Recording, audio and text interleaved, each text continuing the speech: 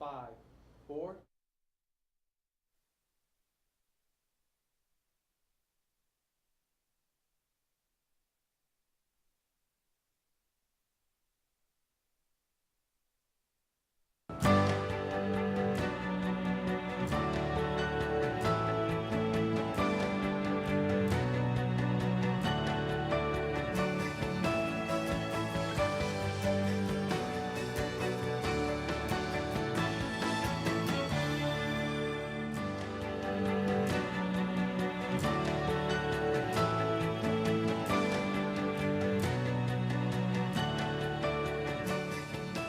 Hello everyone and welcome to the Health Channel, all health all the time. I'm Andrew Schmertz, coming to you from the studios of Baptist Health South Florida in Coral Gables. May is Melanoma and Skin Cancer Detection and Prevention Month, and with me now is dermatologist Dr. Annie Gonzalez. Welcome, Dr. Gonzalez. Thank you for joining us today. I think people hear skin cancer and they say, that's not so serious, but this is a disease that kills people every year. Absolutely. Skin cancer is actually the most common cancer in the United States. Actually, it is estimated that 1 in 5 Americans will develop skin cancer by age 70. 1 in 5, 20%. Absolutely. And the leading causes of the skin cancer, who is at risk? So the people most at risk are the light-skinned individuals, light hair color, light eyes. But darker skin patients can also develop skin cancer. Actually, these patients most commonly develop cancer in areas like the mouth, the palms of the hands, the soles of the feet, as well as under the nails. And the main causes of this are the sun's rays. Talk about a little bit about how ultraviolet light is dangerous. So ultraviolet radiation is actually responsible for more than 98% of the non-melanoma skin cancers and melanoma as well. So ultraviolet radiation is actually been considered a carcinogenic agent by the government because it causes skin cancer. And ultraviolet radiation comes in 2 forms. So we have UVA rays, which are called the aging rays, and these are usually responsible for the freckles, the sunspots, the wrinkles, the saggy and leathery skin. And then we have the ultraviolet B rays, which these are the sunburn rays. Both types of rays can actually cause skin cancer. Interesting, and it's important to note, and we'll talk more about this in detail later, you don't have to get sunburned to put yourself at risk. Absolutely. So accumulated sun damage, small amounts of sun damage that we accumulate on a daily basis would eventually increase our risk for skin cancer in the future. And you mentioned people who have light skin. I know some redheads, and the joke is that redheads should never go into the sun. Yes. All of this. And why is that? What is the natural protection that some people are missing or have less of? Right, so melanocytes, that's a cell that we have in the skin. So usually redheads and then blondes, these patients that are very fair skin, they don't have enough of these naturally protective cells on their skin. So that's why they're most at risk. Okay, there's a range of skin cancers, like many cancers, from less serious to more serious. Why don't we walk through each one of them and start with basal cell? That's right. Basal cell is the most common type of cancer there is. There's about 1 million cases diagnosed every year. These usually look like pinkish patches on the skin. We have a picture of it here. Absolutely. And they could also look like a pearl-like bump. A lot of patients often tell me these are pimple. I thought it was a pimple. So that's typically how they most often present. And how do you treat a basal cell?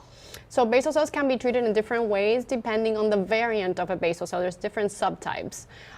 So sometimes these can be surgically removed. They could also be electrodesiccated, which is a type of, I often tell patients burning and scraping might not be the best way to describe it, but it's a way that patients can understand. Or freezing it. It all depends how superficial these are. Okay, and that's the most common, you say, that people get. And the next one is, and I hope I'm pronouncing this correctly, squamous? You know, you could say squamous. I often say squamous cell. This is the second most common type. About 700,000 cases are diagnosed every year. These can look like red scaly patches, but these often develop from chronic sores or ulcers that are not healing, so very important to pay attention. Also, patients that have a lot of scarring disorders, these are also at more risk for developing this type of skin cancer. And that is treated similar to basal cell? Very similarly, exactly. And those two types of cancer, how lethal are they? How fast do they spread? Right, so both of these are very preventable. They tend to be quite superficial, but if they're not detected early, that's where the problems come in, because they can invade vessels, they can invade nerves, and could be disfiguring to a lot of patients. Very rarely, some even squamous cells can cause death. Okay, and the very scary fast-moving cancer, can be Yeah. fast-moving cancer, is melanoma. And we have a slide and a picture of what melanoma looks like. This is what you should certainly focus on, right? Yes, absolutely. So melanoma can be deadly, and I think every patient, everyone needs to understand this. So usually when I tell my patients what to look for, we have the ABCDs of melanoma, and I try to teach them what this is all about. So A stands for asymmetry. So if one half of the lesion or the mole doesn't look like the other half, that's definitely can be a concerning sign. B stands for borders. So if the borders are poorly defined, very jagged, scalloped, that's another sign. C stands for color. So different shades of brown, or the American flag sign. That is if it starts developing shades of red, blue, and white. And then diameter. This usually refers to anything greater than 6 millimeters, which a pencil eraser is. Yeah, you have a pencil here. Right, so anything greater than this. The truth is I have diagnosed a lot of melanomas that are even smaller than this. Okay, and this is something that appears on your body that you have not had before, right? Well, so most commonly it does evolve from lesions that are completely new, but it can also evolve from lesions that are pre-existing, like most that we were even born with. Okay, and how dangerous is melanoma if it's caught first early and then the stages? Right, so there's several stages, there's 4 stages of melanoma. Melanoma in situ is considered stage 0, and actually the cure rate of these melanomas is very high, it's 99%. So that's how important it is to detect it early. And that's simple surgery? Simple surgery, okay. Right, wide margins, but surgery. If later on the stages are usually classified based on a TNM system, basically this just describes how thick or how deep the tumor is, then if it has spread to the lymph nodes, and then if it has metastasized or spread to other organs. And at that point, it becomes difficult to treat, doesn't it? Very difficult, and then that's where you have to involve other doctors, oncologists, which specialize in cancer, obviously, for even chemo and other sorts of therapy for these advanced cases. And are you seeing an uptick of skin cancers over the past 10 years? You practice here in Miami. This is a state that people go sit out on the beach at. Yes, so it is a very prevalent. Actually, we have a very high ultraviolet radiation index here in Miami, and the rates have exponentially increased in the last 10 years. Right now, it has increased by 77%, which is quite alarming. That is alarming. From 1994 to 2014. Actually, if we take it to 2018, I bet it's even higher. What about the average age of patients? Are you seeing younger and younger? Younger and younger, and a lot of it is due to the tanning bed use. Oh, let's talk about tanning bed use. Yeah, yes. absolutely. So because tanning beds do emit a very high concentration of ultraviolet A, which is responsible for that beautiful tan, but also we've seen a very high incidence of very advanced skin cancers, even in the darker skin patients that use the tanning bed, those users. So tanning beds are not safe? Absolutely And not even safer?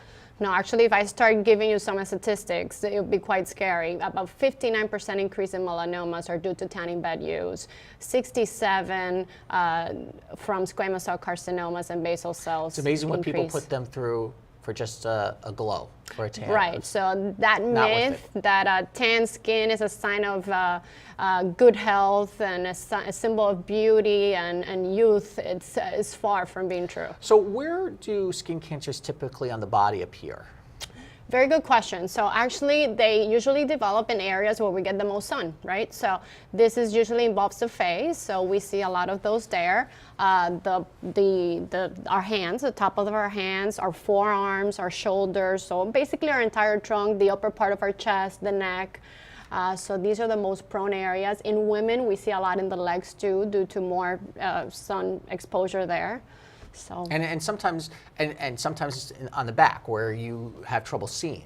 So you recommend that everybody check themselves and have somebody check themselves as well, right? Absolutely. So I always tell my patients, do self-skin exams. And you should be doing this even once a month, once every 2 months, or have your partner look over your back since that's an area that you can't easily see. And everybody should definitely be seeing a dermatologist once a year for a total body skin exam. And what kind of diagnosis have to be done we've heard the phrase precancerous moles. What do those look like, and how do you test them to make sure that they're not cancer? That's a great question. So a lot of patients come to me telling me I have this diagnosis of precancerous moles and precancers, which are two completely different things. So with precancers, it's usually actinic keratosis. It's a proper term for it. These are lesions that can evolve into squamous cell carcinomas more precisely. So these are diagnosed daily, and typically we freeze these lesions with liquid nitrogen. And then the precancerous moles, these are dysplastic moles or abnormal moles, how I like to describe to patients. They're moles that start going through changes, so they're kind of that gray zone between not a completely normal mole, but not melanoma. So they do have some sort of potential to evolve into melanoma. Does family history play a role in this type of cancer? Absolutely, especially, any type of skin cancer, the family history plays a role, but ultraviolet radiation is definitely the most common risk. But for melanoma, even more so, genetics, those play a very significant role. Talk about a little bit about how it's not just cancer, the risk of the sun, premature aging of the skin as well. So you're doing something to look good now, you're going to pay the price a little later in life. Yes. So we've talked about how the sun ultraviolet radiation can affect quantity of life with skin cancers, but what about quality of life? That's where premature aging will come into play, and maybe this will make more patients, become sunblock users. But we see a lot of more sagging, premature aging. We see a lot more sagging of the skin. The skin develops more of a leathery texture. Also more of the age spots, brown spots, freckles, wrinkles. So if you have skin cancer, if you're diagnosed with any of the skin cancers, does that put you at risk for other cancers? I'm sorry, can you repeat? If you're diagnosed with any of the stages of skin cancer, does that put you at risk for other cancers as well? Yes, great question as well. So every time I have a patient actually and they have been diagnosed with skin cancer, I see that patient at least every 6 months, because that does put you at more, that means you've accumulated enough sun damage to already have one skin cancer, so you're more prone to developing other ones. That's really an important thing, so you go down that path. What does the treatment plan look like for skin cancer? I guess it really depends on the type and how advanced.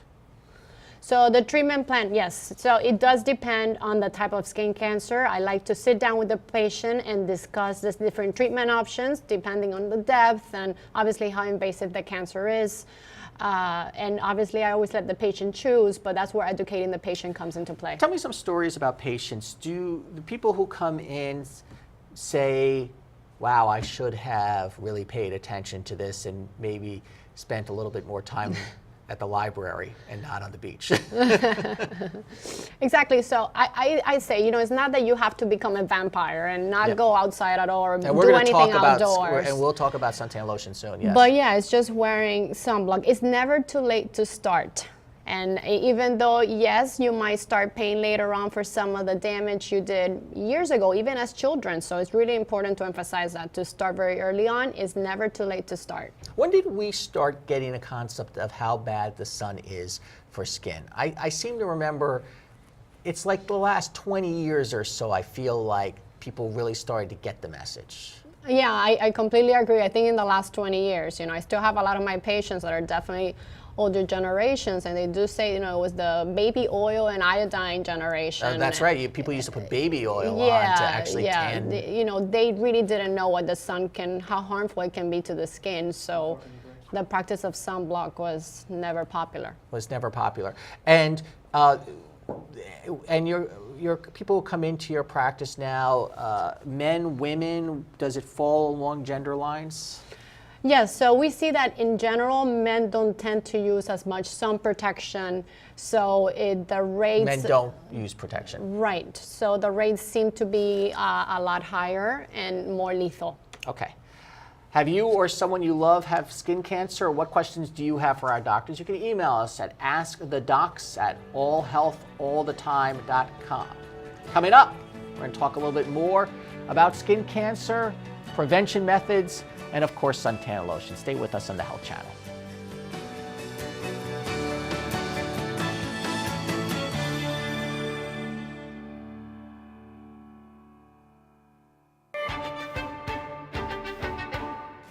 Even with Medicare Part D coverage, about 5 million adults aren't taking their blood pressure medicines as directed. So why does that matter? Because high blood pressure is one of the leading causes of heart disease, stroke, kidney disease, and death in the United States. Along with healthy food choices and regular physical activity, blood pressure medicines reduce those risks, but only if prescriptions are filled in the first place. And 1 in 4 adults with Medicare Part D skip doses or stop taking their medicines altogether. Ask questions about how to correctly take your medicine and why you need it. It's easy to download free tip sheets and tools to help you or your loved ones take their blood pressure medicines on time and in the right amount. To learn more, visit millionhearts.hhs.gov.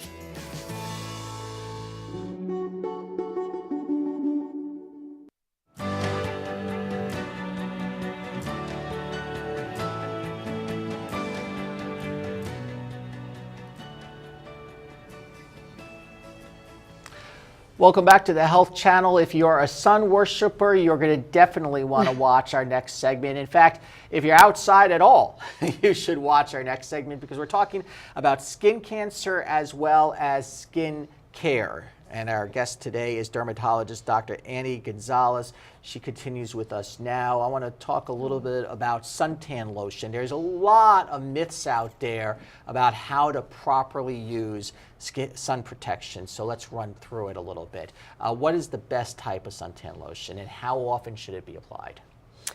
Yes, there's a lot of myth and it could be very confusing to patients. Once you go to the drugstore, there's a million of them and you don't even know where to start. So I'll start by going into the SPF topic. A lot of people don't know what SPF actually stands for. So S stands for sun protection factor. So, and then you have a number behind that. So, which is usually 15, 30, and it goes on to 100 and even higher. And this basically tells you how much of ultraviolet B radiation is actually being blocked. Now, often I know that patients tell me it's 15 and 30. Does that mean 30 is double the amount of protection than the SPF 15? Well, not necessarily. Actually, studies were conducted, and the SPF 15, for example, blocks about 93% of these ultraviolet B, which are the sunburn rays, of an SPF 30 blocks about 97%. So it's not necessarily double, but it is wise to go a little bit higher. So I usually tell patients to use an SPF 30 or higher. But I've heard that on daily use. I've heard that at some point above 30, it's not worth the money to pay for too much higher. Right, and that was until very recently the idea. Very recent study actually published in the JAMA did reveal and JAMA is the journal. It's a Journal of American Academy of Dermatology. It did reveal that it compared the SPF 50, again this was a very small study, SPF 50 with SPF 100, and they did see less of a sunburn immediately after the exposure of 6 hours, I believe, and then about 6 hours later they saw less redness between the two. Again, not significantly higher, but there's a little bit of extra protection you could actually get. So you can enjoy the sun if you put on the proper protection. Yes. Just apply it generously and frequently. Let's talk about generously, okay, because I think that's another common mistake. Lots of patients don't apply enough. So actually a shot glass, I guess a lot of us can relate to how much of a shot glass is. This is what I mean. That's what you should be using to cover the entire body. And if you're just covering your face, that's about a nickel size amount. You should reapply every 2 hours, which is another common mistake. Lots of people put it on in the morning and they forget about the rest. Well, especially if you're gonna be outdoors, you wanna reapply that sunblock every 2 hours. With the exception of the water resistant or waterproof. That's also another topic of confusion. So there's no such thing as a waterproof. We have water resistant, which means that the sunblock is only going to be effective against water, sweat, for a particular amount of time, and that usually has to be specified in the bottle. It would say 40 minutes, water resistant 40 minutes, water resistant 80. So if it's 40, you have to reapply before the 2 hours. And it's important to emphasize that you should put suntan lotion on not just when you're sitting by the pool or out by the beach. I have a convertible, and I'll put the top down and I won't think about it, but an hour in a convertible is an hour at the beach, right? And people are people starting to wear suntan lotion as part of their daily routine of just going outside? I think safer practices, we are trying to educate as much as possible, and it is happening. But that's another thing. Patients say, I don't go outdoors. I'm just driving from home to work, and that's all I do. Even if you don't have a convertible, you're still getting ultraviolet radiation, even more so UVA rays. Through that windshield, reflection plays a big role. Through the windshield. So especially a lot of UVA rays, which are the premature aging rays that I was talking about before. So those are not the ones to burn you. So the patient will say, no, I don't burn if I'm in the car. No, you do accumulate all that ultraviolet radiation, even as you drive, even if you didn't have the convertible. And you still it's gonna turn into skin cancer later on. What about eye protection? That's also important, right? Very important. And interestingly enough, a lot of the more expensive eyeglasses don't have a lot of the ultraviolet protection. So that is interesting. But always read the label. So that would also be very important to protect the eyes and the area around the eyes, which is a very delicate skin. A lot of people are using self-tanners these days. Self-tanner, which also comes as suntan lotion. Are those okay for your skin? Yeah, those are perfectly fine. So I tell a lot of my patients that's a healthier way of getting a safe tan. These usually contain a type of sugar, which is DHA, dihydroxyacetone, which when it interacts with the surface skin cells, it gives you a brown tone. So, but this is not a sunblock. So that means you still have to wear your sunblock on top of it. It's just to give you more of a glow or a color. And that's healthy. Okay, we actually have a phoner. Dennis is on the line with some questions about the sun and the skin. Hi, Dennis. Hi, Dennis. Hi, yes, I do. Can I ask as many questions as you did? Sure, go ahead. Hi, Dennis. This is a big topic in Florida where we have so many golfers, and I've been a lifetime golfer, and I'm in the sun all the time, all year long down here, and I've got Irish skin. So I'm really a candidate here for cancer, but I haven't had any except a little tip of my ear once, and Mohs surgery took that away. But my question is, are the sprays as good as the lotions? Because they're so much easier to put on. Great question. Yeah, Dennis, that's a terrific question. How old are you again? 73. Oh, 73. So remember that statistic that I said at the beginning, by age 70, most patients would have developed some sort of a skin cancer. You say you've only had one and you had Mohs, which I guess we also should talk about that next. But you asked about sprays and sun tanning lotions. So it all depends if we're talking about that's another thing that I want to say, physical sunscreens versus chemical. Look at the ingredients behind that spray, because a lot of these spray formulations are actually chemical sunscreens, which are not very stable. It's a very difficult vehicle to formulate a good sunscreen with. So definitely look at the ingredients. I love titanium dioxide and zinc oxide. So if those are the ingredients in that chemical sunscreen, that's a perfectly fine option. But reapply. Also, protective clothing is great. If you're gonna be playing golf, there's sleeves now. Hat. Big hat. And Dennis, stay on the line, but I want to ask you about his type of cancer. He had Mohs. Yes, so Mohs is a type of micrographic surgery that was actually developed by a surgeon called Frederick Mohs back in 1938, I believe. This type of surgery basically removes skin cancer with very narrow surgical margins. So it's very tissue sparing, so to speak, with a very high cure rate. Why? Because we remove the skin cancer, and then right after we remove it and the patient waits, we go examine that tissue under the microscope to look for cancer cells. If there's any cancer cells remaining, we go back and then we remove only what's needed. Wherever we see there's still cancer cells left, because we do make a little diagram around this tissue. So that's why it's considered so tissue sparing. We don't have to get very large margins, only what's necessary. And like I said, it has a very high cure rate. Dennis, any other questions? Well, yes, and first of all, I wanted to say something else about Mohs. It takes off these microscopic layers, and they only go as far as they have to get the cancer. It's just terrific, and so it doesn't make a big scar on your skin if it doesn't have to. How many years ago did you have the surgery? About 5, Okay. and it's just great. So I actually remember now to put sun protection factor on the tip of my ears and along with my nose. But the question I had, a big question I have is, and you mentioned about age, is skin cancer an accumulative thing? Is it years and years of exposure? Or have I made it now since I haven't had real bad, except for the thing, have I made it now that I've lived this far without it? Dennis, another terrific question. Yes, it is a product of accumulated sun damage, even if it's small amounts. When we start as children, we start accumulating all that damage. It's actually DNA damage that's occurring at a cellular level due to the ultraviolet radiation that would increase over time, so you can develop skin cancer, and actually the risk increases exponentially as we get older. Dennis, let me ask you this, because you say you're out and active, you play golf, and you're about 70-something years old. How has your own mindset changed about skin protection since you were a kid? Well, all you have to do is be married to somebody who who warns you all the time about how awful it looks when you don't have a nose. So at least I put my sun protection factor on my nose every day, on the tips of my ears, and I try to spray it in other places. But I am more and more concerned as I get older, because I'm getting sun exposure occasionally through my shirt once in a while. So I was wondering if there's some materials that are better than others.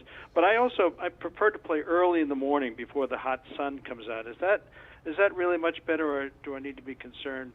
I do need to be more concerned in the afternoon, right, when the sun is hot? Yeah, yes, great point. So the sun is always strongest between 10 a.m. and 4 p.m. So if you can avoid those peak hours of sun, always go for that. Now, that doesn't mean that you don't have to wear the sunscreen just the way you've been doing. I would encourage that you put it everywhere that's going to be exposed, not just the areas that you think are most at risk, but just put it on your entire face, ears, neck, definitely the arms and hands. Now, in terms of protective clothing, you did mention there's some clothing out there that has ultraviolet protective factor that does block a lot of the ultraviolet rays, both UVA and UVB.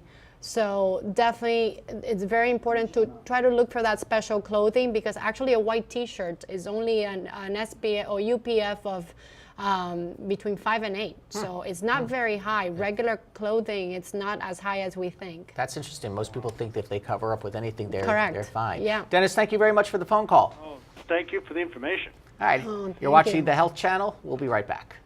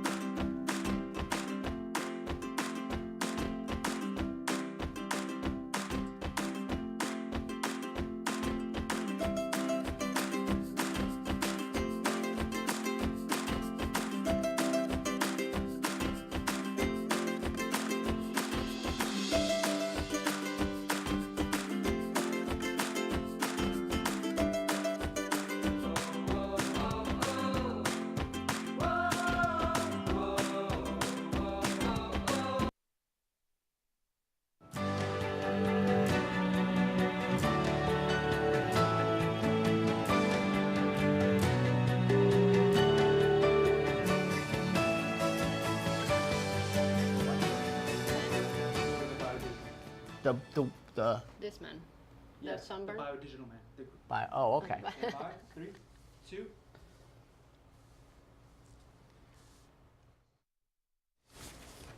Welcome back to the Health Channel. We're talking about everybody's favorite topic, sitting outside in the sun and enjoying the outdoors and avoiding wrinkles and skin cancer, of course. Annie Gonzalez is a dermatologist, and she's been talking to us extensively today.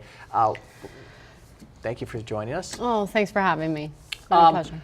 Let's look at a sample patient, if you will, and about sunburns in particular and how that impacts.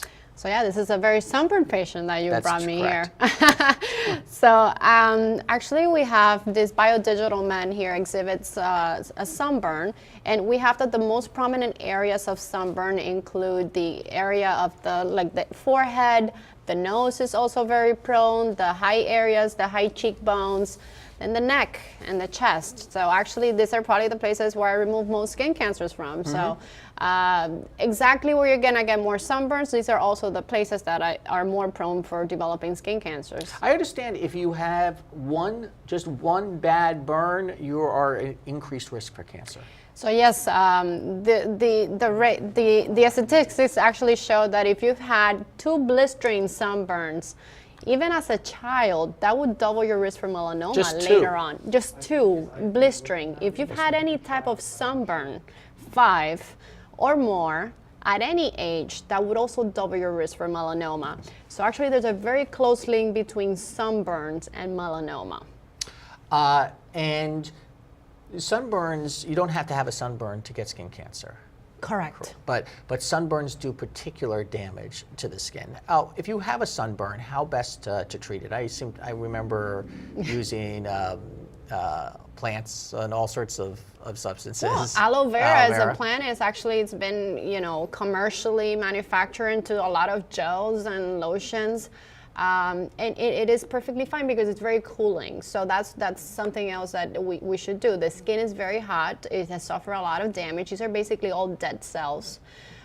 So not much you can do to revive them. They're already dead. But for comfort measures, you could definitely use a lot of aloe vera, do cool compresses, and wear a lot of sunblock. Of course, you want to avoid getting burned as well. So we should review this as well. Generously apply sunscreen, as you had mentioned. Yeah, we want to be sun smart, and that's what I tell all my patients. So how to be sun smart? You want to apply a sunscreen SPF 30 or higher daily. Even on cloudy days, you got to do this. The clouds aren't going to protect you. Absolutely, there's still ultraviolet radiation coming through. So put it on every day. We mentioned clothing. People think that if they cover up with anything, it will be helpful, but there is specific sun protective clothing you should look for. Yeah, it's a little bit more expensive, but definitely worth that money because it actually comes with a designation of UPF and not SPF like the sunblocks. But this clothing, a UPF, for example, 50 on a shirt, will block about 2%, will only allow 2% of the UVA and UVB rays coming through. So it's actually very broad spectrum, these UPF clothing. So you could get hats these days, shirts, long sleeve, and they're actually, they leave you feeling very cool. Pants, anything, bathing suits, they're making everything. There's great companies out there that make great pieces of clothing. Seek shade, an obvious statement. You're not going to get burned or damage your skin if you're in the shade. This is interesting. Beware of water, snow, and sand. Why? These are reflective surfaces. So you got to definitely beware that even if you feel cool, you're not feeling hot, these are still surfaces that reflect a lot of these ultraviolet radiation and also increase the impact on our skin. Get vitamin D. Now, a lot of people now have low vitamin D because they're trying to avoid the sun. So when you say get vitamin D, you mean take supplements? And I would argue that I don't know if it's completely entirely because they're not getting enough sun, but also because of our poor diets. Yes, so a lot of people make that their excuse. I need vitamin D. But there's a lot better ways to obtain the vitamin D, perhaps get it through your diet and supplements. So don't make that the excuse to get sun. And does vitamin D protect the skin? Is it a vitamin that's good for the skin? It's a vitamin that we need for a lot of things. So, but the sun does allow a conversion of vitamin D into an active form of that vitamin in order for our bodies to be able to utilize it. So. Okay. Avoid tanning beds. We had discussed this earlier. They are far worse than you think. Oh, they are, absolutely. Very high concentration of UVA rays, but also some UVB that goes in there and has exponentially increased the risk of skin cancer in the last 15 years. Of course, check your birthday suit. How often should you check yourself for skin cancer? So self-skin exams, try to do one every couple of months or have somebody close to you perform one. And definitely come see a dermatologist every year. So that's why your birthday suit. So come in and have your dermatologist check you out. That's the most important thing. Don't wait for things to, when caught early, these are very, have a very high cure rate, very curable. So come in and get checked. Come in and get checked. And some people don't remember exactly where they may have moles. Maybe take pictures of your body and compare them. That's a great idea. Yes, completely agree with that. And I have told some of my patients to do that. Take pictures with your cell phone, well, not social media, but a lot of people are on their phones these days for everything. So put them to work and do something for you. It can potentially save your life. So take pictures to see if these moles start changing or if any new spots that weren't there before. And you said you should see a dermatologist every 6 months. It's like getting your eyes checked. Yeah, so I like to say every 6 months for patients with a previous history or with a very strong family history of skin cancer, and once a year if you have no previous history. But even in patients that have had a lot of other signs of sun damage, I like to see them every 6 months if possible. And what age should people really start looking at their bodies for this? They should learn from teenage childhood. Do you see a lot of children I see a lot of parents coming in to bring their children check moles. We have melanomas that evolve from congenital moles, which are moles that you're born with. So definitely these moles should be looked over, from time to time, regularly. If you want more information or if you have any history of skin cancers or want to ask some questions, you can send us an email. Go to our website, allhealthallthetime.com. A whole bunch of information is up there on the shows and topics that we cover, as well as information about what we're covering now on skin cancer. Where should people go for more information? Where do you like to direct people? Well, the American Academy of Dermatology has a great website, lots of useful tools for patients to know what to look for, great graphics, so that's a great information. The skincancer.net is also a great source. So. And let's go back to melanoma for often. How often in a month are you referring somebody to an oncologist, for example, because they have melanoma? So I would say I probably detect the melanoma, and thankfully, I have detected a lot of them very early. I could probably say I've had a handful of cases that unfortunately has been a little bit more invasive. But every 2-3 months, we do have melanoma that we're referring out to get followed by an oncologist. Are people surprised that they have melanoma when they come in, or do they come in knowing something's wrong?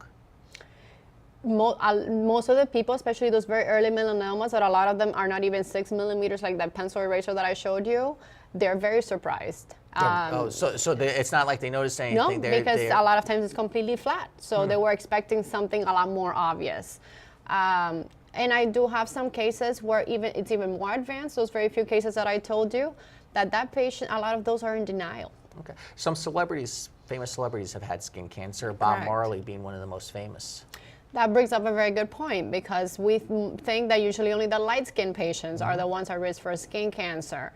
And Bob Marley, being a darker skinned patient, a Jamaican singer, he did develop melanoma under the nail of one of his toes. And because there's that denial component, it's just due to trauma, it's not really being symptomatic, then you wait too late, and then you have an invasive melanoma that has spread to other organs, and it'll kill you in 6 months. And what happened with him? He died. I don't think he sought help, so. Yeah. That's an interesting point, that African Americans and dark-skinned people are susceptible to skin cancer as well. And yet it's harder for them to identify it.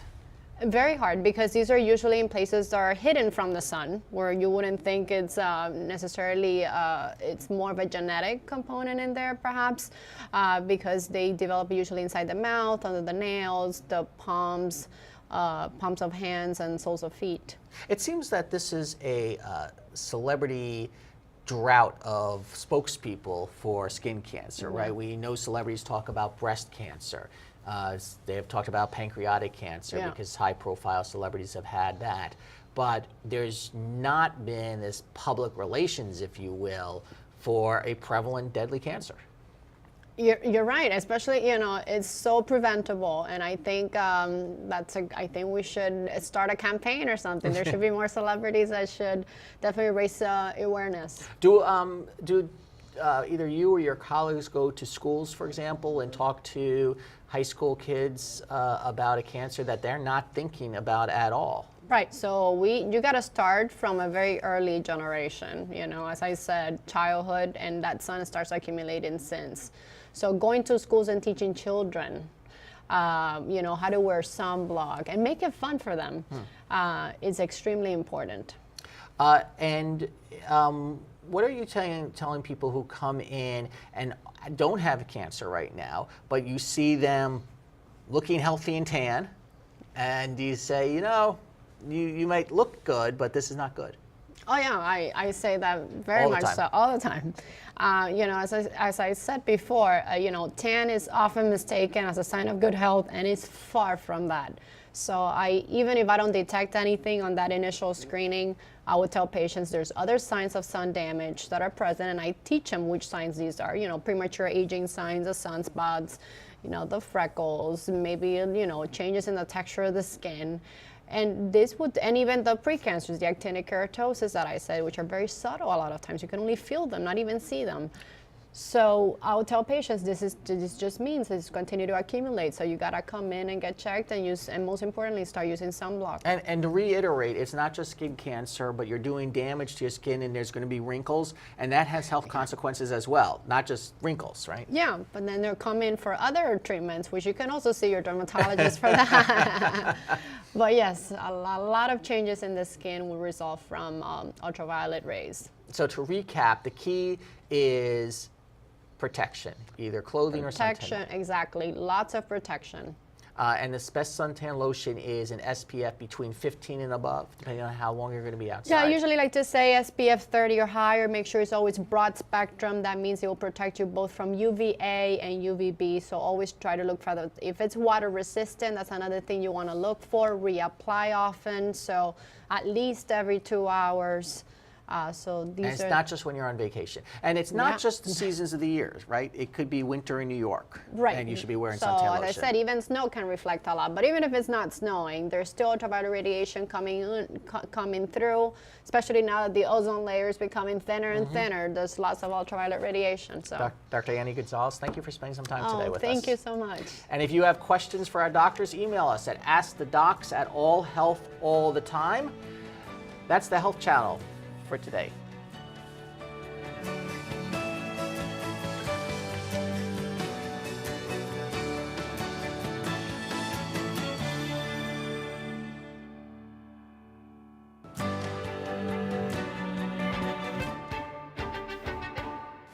Even with Medicare Part D coverage, about 5 million adults aren't taking their blood pressure medicines as directed. So why does that matter?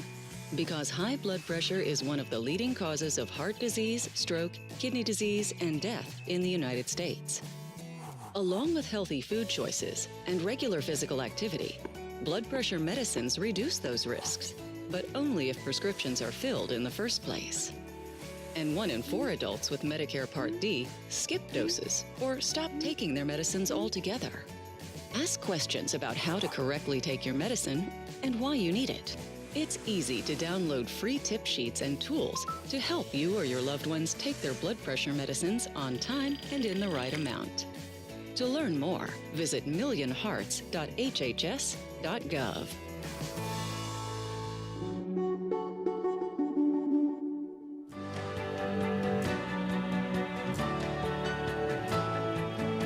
Do you see that segment?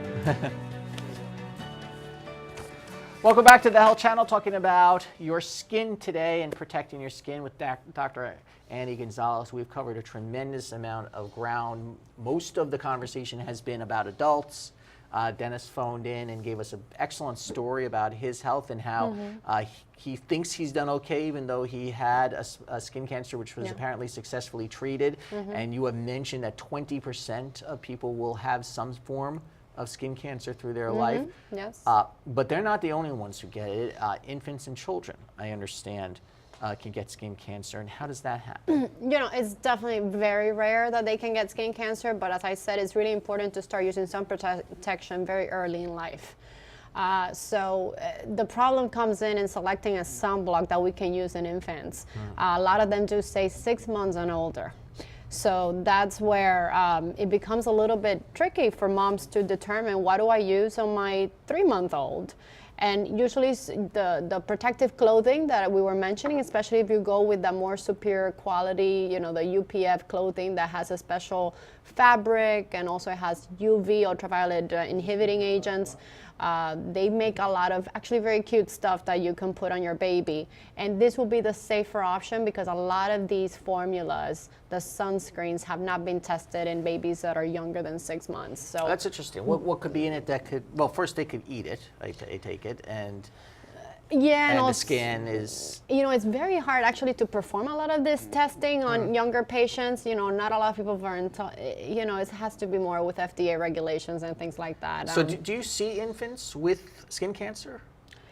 Extremely rare. I have never personally seen an infant with skin cancer, but there's been very rare case reports of infants with skin, not melanoma, maybe melanomas from congenital lesions, but not basal cells and squamous cell. That's something related to the sun because of the sun damage. And I see parents in the carriages, they have the hood over it, and the babies are well protected. But in other cases, they're not. So people they should, and then babies can't react when they are feeling the stress of the sun as much. Exactly. And for children, even once they get out and about on their own from 7, 8, 9 years old, they may not want to put on suntan lotion, right? They may push back. So how would you communicate to them that they got to wear this? You know, now actually they make these little bracelets that they can wear that change colors with ultraviolet light, which is fun because even when it's cloudy and they think there's no sun out, they can see the change of the beads on the bracelets. So that's, for example, a tool that we use whenever we do lectures for kids, as we were talking about before. So, you know, you got to make it fun for them. Whether you use a sunblock that doesn't feel sticky, a lot of times they dislike the texture or the feel. So just making it a fun activity and really educating. It's like teaching them to brush your teeth. You know, this is part of. And also maybe get them out of the culture of the sun worshiping culture. And that's relatively new to Americans, right? It's really the 20th century on, where sitting out in the sun was a sign of health and of prosperity. Yeah, it's actually, and it's actually more prevalent in America. If you go to the eastern part of the world, it's all about the opposite. Being tan, it's usually more related to the working people. Usually more affluent people are usually, they're very protective, especially, you know, amongst Asian populations, for example. That's interesting. And what is the demographic of the people who walk into your practice mostly? So we see a lot of Hispanics here in Florida and Miami, but even Hispanics, they think that I'm not at risk. I'm Hispanic. I'm not that. The average one is not the blue-eyed blonde patient or redhead that will walk into my door, and I know for sure that patient is at most risk. And there's got to be a lot of education because we detect skin cancers on these patients every single day.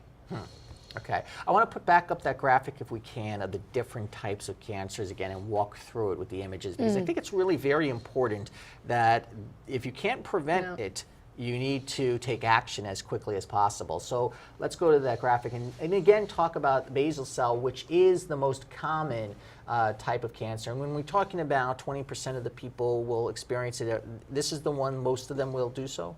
Yes, so more than 1 million cases that we see every year. Skin cancer actually is very expensive to treat, and when we're talking about treatment too, we spend more than $8 billion just treating skin cancer. $8 billion? Yes. So, but yes, usually it looks like this, a pinkish scaly patch, or that might have a little central scab, you know, a scab in the center. Sometimes it can look shiny. And does this sometimes come from an existing mole?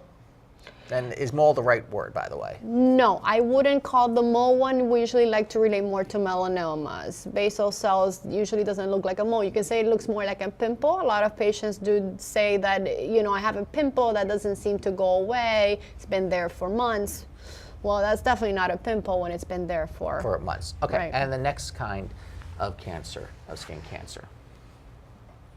So squamous cell, and this is a little bit of an unusual image. They can present in so many different ways. This is one ugly cancer. Right. So you know one thing when you look at this, it's not pretty. And maybe that's why most patients will come see me. You know, it could be like a little scabby growth. A lot of times we see it as something very discreet, something like a red scaly patch that doesn't look like much. And where do you find these cancers on the body? These particular ones, the basal cells and squamous cell, and also the melanomas in the more sun-exposed areas. So like that image that we're looking at before, where you typically get more sunburn. So we see a lot on the face, we see a lot on the upper part of the body, the arms, the top of the hands. Okay. And the very dangerous cancer, melanoma. And here's a good look at what that looks like. And you mentioned the ABCDs in helping to diagnose it. So yes, here we have a case of a melanoma that looks very asymmetric. So one half of the lesion has a completely different color than the other half. So that's the A that I told you before for asymmetry. Then we have the borders. It's got very scalloped or irregular borders. So something else, another very key feature. And then C stands for color. So we see one shade of brown on one end, a much darker, almost black around the other edge, and then that central white discoloration. Sometimes it doesn't have to be white. It could be bluish. It could be red. And then diameter, which is usually that 6 millimeter, but as I said, I've detected a lot of these much smaller than 6 millimeters. Typically, is it just one spot on the body, or do people come in and sometimes have more than one? Oh, typically I have more than one. Oh, really? That's interesting. Yes. So lots of times, some severely sun-damaged patients have so many spots that are suspicious that it's impossible to biopsy all of them in one, and that's when I have to sit down and come up with a treatment plan and say we have to do this in stages. Okay. If you have some questions you want to talk to the doctor about, you can email us at askthedocs@allhealthallthetime.com. Go to our website, allhealthallthetime.com, and you'll learn more information about the topics that we're covering, not just on this program, but on other programs as well. You could also check out segments of the program on the website as well. In your practice, when you've seen melanoma patients, can you talk about some of the outcomes that you've seen with them and the process? There's one that comes to mind, and I don't think I'll ever forget this. And actually, I saw it when I was in my training years. This was, again, not the classic patient, but this was a Hispanic. She was only 28 years old. And she had an invasive melanoma on the upper part of her arm. Actually, she was missing probably about 1/3, including muscle, because it was not detected early enough. Again, she was that patient that was probably, she was using tanning beds. First, an invasive means? That it had gone very deep. Already. So it's already invading muscle. So that patient actually ended up going for treatments to Moffitt Cancer Center. So she was only 28 years old, Hispanic patient. And she never thought she wasn't a prototype patient. Sure. And because of her tanning bed use, she developed a melanoma at the age of 28. And the outcome? Her entire arm was disfigured. She was missing about 1/3 of the thickness of her arm. But she survived. She survived. And is that typically the case with melanoma? Once it gets invasive, it becomes disfiguring, extensive surgery? Right. So if they're very superficial, we usually just excise them, which means they get surgically removed. As they become thicker, or obviously if there's lymph node spread as well as spread as to other organs, and they need to be referred out, usually put under general anesthesia for a more extensive surgery, and to also be able to check extension to the lymph nodes and see an oncologist for that. And wrapping this up, what is the message you want to convey to people about just skin care in general? So, skin cancer, like I said, is the most common skin cancer, but probably the most preventable. So definitely become sun smart, because a lot of it, if it's prevented and detected early, you can potentially save your life. And you should know your family history. And if you're fair skin, you're more at risk, but you're not eliminated from risk if you're not. Correct. Okay. And finally, so it's suntan lotion and protection are the keys to really avoiding this. And you can enjoy the outside, but the point is you don't have to stay indoors and never go outside. Exactly. So no, you could perfectly have a great day out in the outdoors, but do it safely. How long have you been practicing? I've been practicing for 3 years now. Here in Miami? Here in Miami. Okay, and I imagine skin issues in Miami are a big deal. Very big deal, very common. Okay, thank you very much, Dr. Yes, Annie thank you. Gonzalez, dermatologist. We've been talking about skin cancer today and how to prevent it here on the Health Channel. Take a look at our website, allhealthallthetime.com. There's some really good information that's going to be on there. Remember, everybody is susceptible to skin cancer because everybody goes out in the sun. I'm Andrew Schmertz. Thanks for watching the Health Channel.